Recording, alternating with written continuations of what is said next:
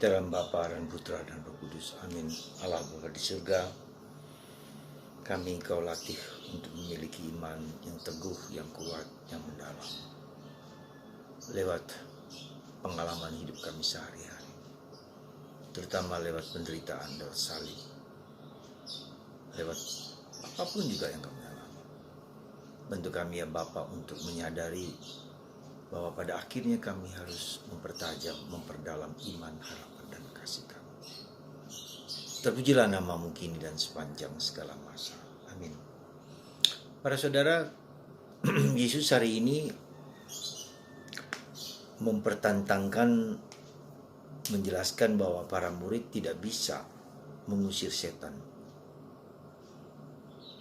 Dan orang yang membawa anaknya kerasukan setan itu kepada Yesus dan mengeluh bahwa para rasul tidak bisa. Dan Yesus mengatakan juga kepada mereka bahwa mereka kurang beriman.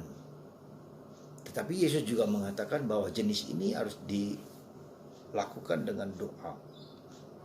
Di tempat lain dikatakan dengan puasa dan doa. Saya mengatakan bahwa doa, kita tahu semua bahwa doa adalah the power of God. Nah, itulah yang sebetulnya bahwa semakin kita banyak berdoa, jujur harus dikatakan semakin juga kita banyak tantangan. Semakin kita dekat dengan Tuhan, semakin juga banyak tantangan. Doa tidak berarti hanya banyaknya berdoa, ikut terlibat dalam kegiatan gerejawi dan seterusnya. Bukan hanya itu. Kemarin ada seorang bapak bercerita kepada saya, ada seorang ibu yang sangat aktif di gereja, ya, ikut kor, ikut lingkungan, ikut doa-doa, dan berbagai macam kegiatan gerejawi dia ikuti. Tapi ternyata dia memutuskan untuk kemudian bunuh diri dengan menggantung diri. Saya tidak bermaksud untuk mengadili orang ini, tetapi bapak itu heran mengapa orang yang aktif demikian ya, berbuat sesuatu yang sangat ditentang dan dilawan oleh Allah, bunuh diri. Saya mencoba menjelaskan bahwa kegiatan-kegiatan di gereja ataupun kegiatan rohani apapun harus dibarengi dengan apa? Harus dibarengi dengan relasi personal dengan Yesus. Tidak cukup orang hanya ikut dan ikut, tetapi pikiran, mental, dan seluruh dirinya tidak diubah. Ya, tidak transformasi di dalam pikiran.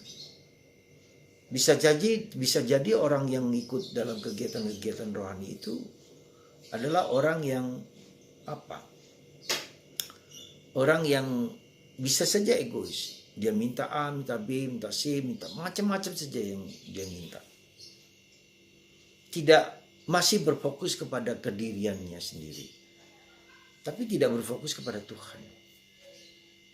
Bagaimana ia mencoba mengerti problemnya dari perspektif Tuhan, tidak hanya dari perspektif kebutuhannya sendiri. Jadi kita bisa melihat orang yang aktif di sini tidak selalu berarti otomatis dia bisa menjalankan kehidupan. Bisa saja dia mengontrol Tuhan. Aku mau ini. Atau ingin juga pamer sana sini. Atau juga mungkin dia tidak berani mengungkapkan segala problemnya kepada Tuhan.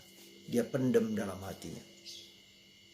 Jadi saudaraku terkasih dalam Kristus, sekali lagi, mari kita menjadi orang Katolik yang bertumbuh, berkembang, mendalam dalam hidup kita. Kita olah pengalaman-pengalaman kita itu dan kita persembahkan kepada Tuhan dan kita dialogkan dengan Tuhan. Lepas dari semuanya itu, kemudian kita tidak bersandar kepada diriku sendiri, tapi bersandar kepada Tuhan. Ya. Kalau kita bersandar pada diri kita dengan segala problem yang kompleks yang ada dalam hidup kita, kita akan kecewa, ya, kita juga akan marah. Jadi saudaraku terkasih dalam Kristus, ya, jadi ketika Yesus menegur para murid bahwa mereka kurang beriman, lalu mereka mengatakan, Tuhan tambahkan imanku, dan itu bisa terjadi. Jadi kesadaran bahwa kita itu juga lemah, kita itu rapuh, dan kita tidak bisa menguasai hidup kita dengan segala problem.